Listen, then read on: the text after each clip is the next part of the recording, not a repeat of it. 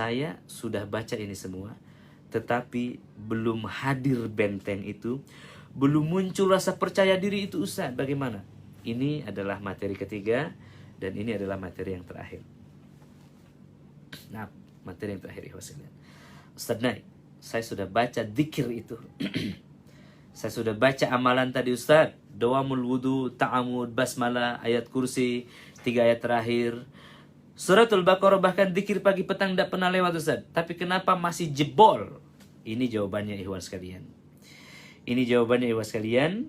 Jawabannya sangat-sangat sederhana, mudah untuk dipahami. Baik, mudah untuk dipahami. Gimana caranya? Nah, ikhwan sekalian, ini dia. Gimana hamba-hamba Allah yang dimuliakan, ya. Sekali lagi yang akhwat ini jangan tampilkan videonya karena akan tampil di studio kami ya. Barakallahu fikum. Bagaimana caranya ikhwan sekalian, ya, agar kita, bagaimana tipsnya nih? Omongan gak semaca tapi itu datang-datang perlindungannya. Bagaimana caranya sih begitu ya?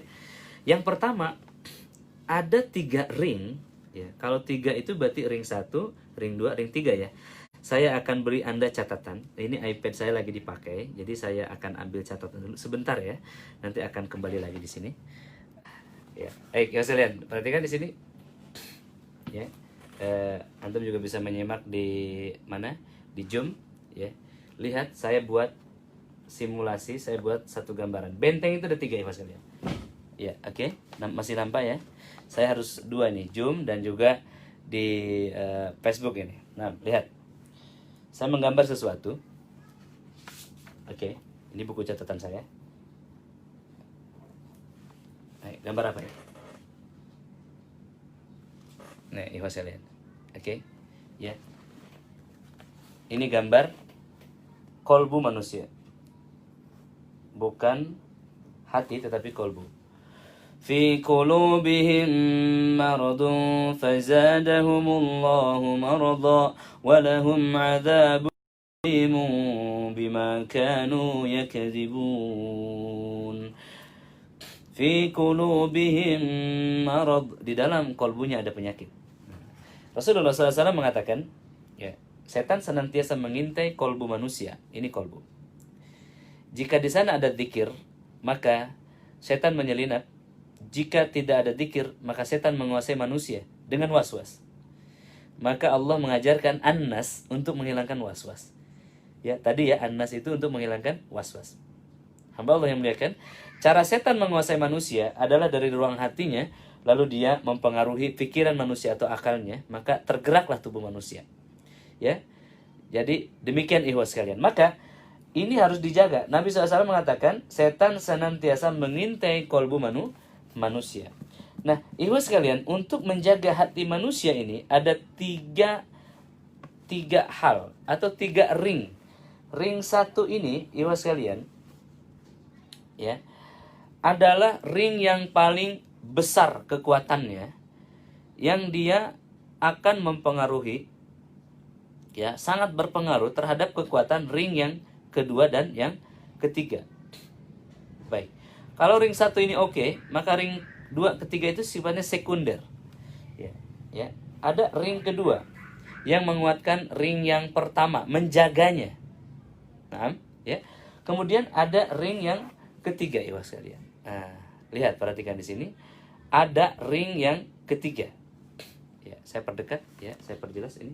Ring 1, ring 2, ring 3. Ya, ikhwan sekalian, sama di Zoom, ring 1, ring 2, ring 3. Nah, yang penting antum melihat dulu saja. Yang paling dalam adalah kolbu.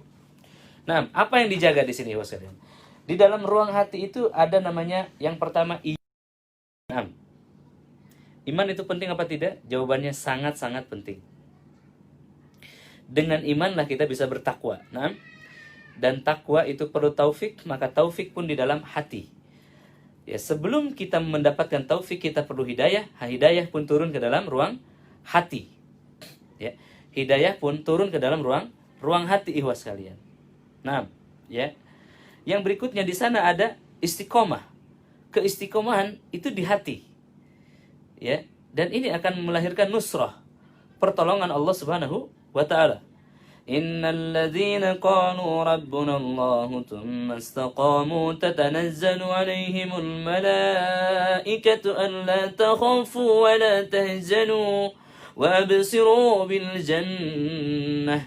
Itu ya ayatnya. Jadi kalau istiqomah turun pertolongan dari Allah. Lihat, yang lainnya adalah tawakal. Tadi telah kita bahas. Tawakal, ikhwas sekalian. Tawakal, istiqomah, iman, taufik, hidayah, sabar, taat, itu letak yang di dalam ruang hati. Ini yang harus dibentengi maksudnya agar tidak diganggu setan. Baik, ya maka bagaimana caranya ikhwas sekalian membentengi 3 ring ini? Ya. Kita akan mulai dari ring 3. Perhatikan. Kita akan mulai dari ring 3 ikhwas sekalian. Ring 3 ya. Baiknya antum juga buat simulasi menggambar ya agar betul-betul paham dan ilmu ini benar-benar bisa diaplikasikan dan diberikan. Ring 3, lihat. Di sini adalah doa-doa yang saya gambarkan tadi. Ya. Ring 3 di sini yang pertama adalah doa. Ad-doa silahul muslim. Doa-doa yang mana itu Ustaz? Rabbana hablana min azwajina wa dzurriyyatina qurrata a'yun waj'alna lil muttaqina imama, atau doa uidzukum bi kalimatillahi ta'ala min kulli syaitani wa hama wa min kulli aini lama. Doa untuk apa ini? Doa untuk melindungi keluarga kita. Ya, seperti itu ibu sekalian, doa-doa semuanya deh. Itu masuk pada areal 1, ya. Ketika misalkan sayang, ketika kita misalkan membaca ta'awudz tadi ya, ta'awudz, maka ini adalah lapisan ketiga kedua muncul. A'udzubillahi minasyaitonirrajim. Kita berwudu ya, maka lapisan ketiga muncul lagi ya. Jadi ring 3 lapisan ketiga. Kita baca Al-Falaq An-Nas ya, muncul lagi. Di sini yang kedua adalah kita membaca bismillah tadi ya. Bismillahilladzi la yadurru ma'asmihi syai'un fil ardi wala fis sama' wa huwas samiul alim. Maka itu akan terlindung 12 jam. Saya tulis di sini 12 jam. Nah, sini deh. Sini sayang. Kakak sini. Salah kan? Iya, sini. Sini enggak apa-apa. Ya, berikutnya ibu sekalian, yang ketiga ya, membaca ayat kursi tadi, masih ingat ya? Ayat kursi. Itu perlindungannya adalah 12 jam malam hari. Baik. Kemudian kita membaca Al-Baqarah ya, Al-Baqarah itu 3 ayat terakhir, 284, 286 ya. Maka kemudian itu perlindungannya adalah 3 hari 3 malam ya. Kita membaca tadi suratul Al-Baqarah, Al-Baqarah full atau terapi Al-Baqarah, maka kita akan memiliki 1 lemparan panah untuk setan. Perhatikan ya. Ketika kita membaca Al-Baqarah, ketika baca ayat kursi ini hanya muncul 1 perlindungan. Doa wudu 1 perlindungan ya. Kemudian antum membaca surah Al-Baqarah 3 ayat terakhir, maka akan muncul 3 hari 3 malam ya. Antum baca Al-Kahfi ini ya, poin ke-6, Al-Kahfi saya tambahin. Al-Kahfi maka penjagaannya 7 hari. Tapi kalau baca surah Al-Baqarah, antum sudah melemparkan 1 serangan, 1 panah kepada setan. Saya tanya, mau nggak antum panah setan yang ganggu istri antum? Mau nggak antum mana setan yang mengganggu diri antum? Maka jawabannya kalau ya, Al-Baqarah, baca surah Al-Baqarah. Karena ketika dibaca Al-Baqarah, Nabi SAW memastikan tukang sihir akan kalah. Tukang sihir tidak mampu menyakiti. Tukang sihir tidak mampu lagi menyihir.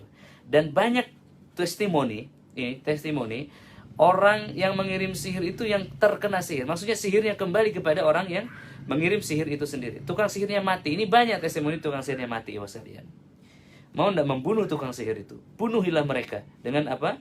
Dengan mengembalikan sihirnya kepada mereka. Baca apa? Suratul Baqarah. Secara otomatis, tidak pakai niat pun dia sudah akan terbalik. Nah ini ikhwas sekalian, perhatikan di sini saya masih ingat membentuk 3 ring. Ini ring 3. Ini saya beri catatan di bawah doa. Doa apa ini? Doa sunnah dan juga doa yang terdapat di dalam Al-Quran. Perhatikan, bukan wirid-wirid batil, bukan wirid-wirid dari setan, bukan wirid-wirid dari dukun. Ya, ini adalah doa-doa dari Al-Quran dan sunnah saya telah ajarkan. Bahkan saya buka kuis.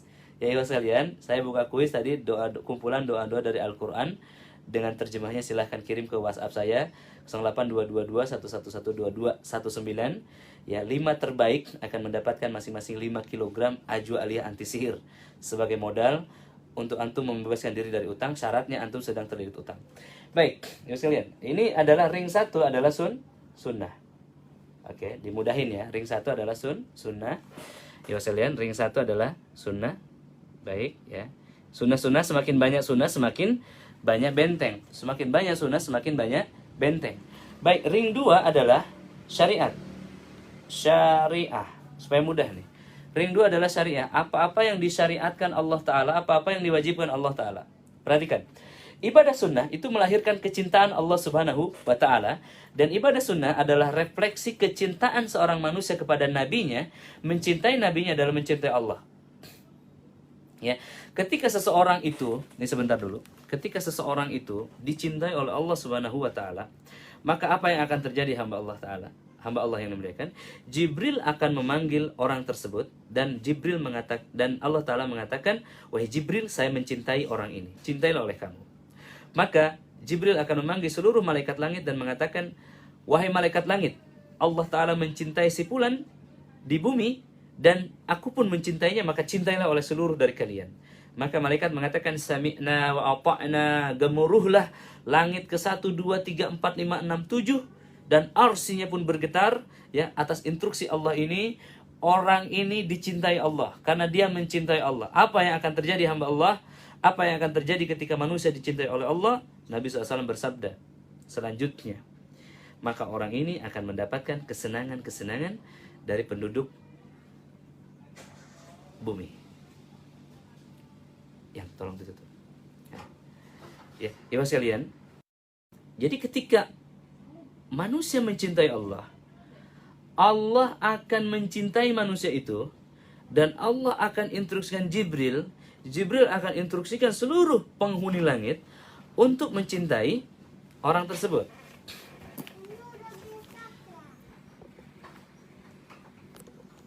Sebentar dulu. Salim dulu kepada kaum muslimin. Assalamualaikum. Assalamualaikum. Ini anak saya nih, 2, Rafiq sama Salman. Minta didoakan ya ikhwan sekalian. Semoga Rafiq menjadi ulama insyaallah. Dan semoga adik Salman, cita-citanya jadi apa? Jadi apa? Mujahid. Mujahid, Masya Allah. Mudah-mudahan jadi mujahid ya. Didoakan ya ikhwan sekalian. Barakallahu fiq. Ini Salman mulai sekolah. Salim sayang. Salim dulu. Kakak udah ya? Ya, dadah ya. Bibi belum selesai. Oke, ibu sekalian. Lanjutin ya. Lanjutin. Benteng keberapa tadi? Benteng yang kedua adalah syariat yang Allah Ta'ala wajibkan. Kenapa Ustaz? Sunnah itu kan melahirkan kecintaan Allah. Dan kemudian saya menaruhnya di ring ketiga.